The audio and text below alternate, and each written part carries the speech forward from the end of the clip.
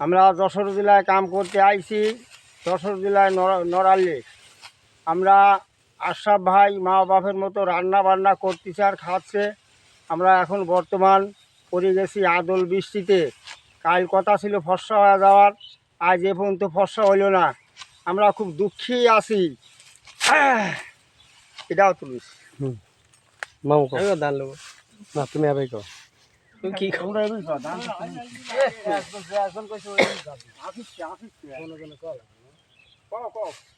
বাড়িতে আশা করে আইছি ললডাঙ্গা যে ধান কাটবো, আইসি দেখতে বৃষ্টি।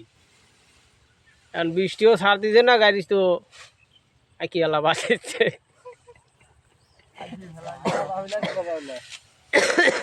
একই বেলায় যার কবলা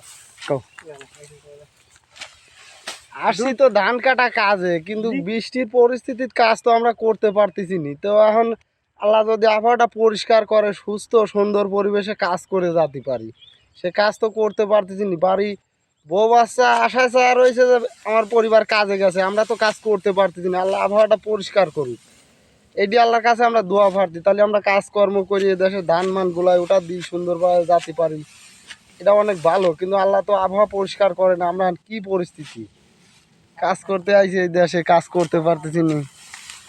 না বলে খারাপ এইটুকুই হবে কাম। গুড়িদার পাবনার থেকে এসেছে যশোর জেলায়, যশোর বাগারপাড় থানা না ললডাঙ্গা গ্রাম। এখানে এসে খুব কষ্টের মধ্যে দিন কাটাচ্ছি। খাওয়া দাওয়া খুব কষ্ট হচ্ছে।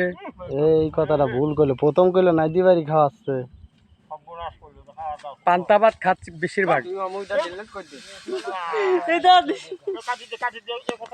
এইটুক কাটি দে।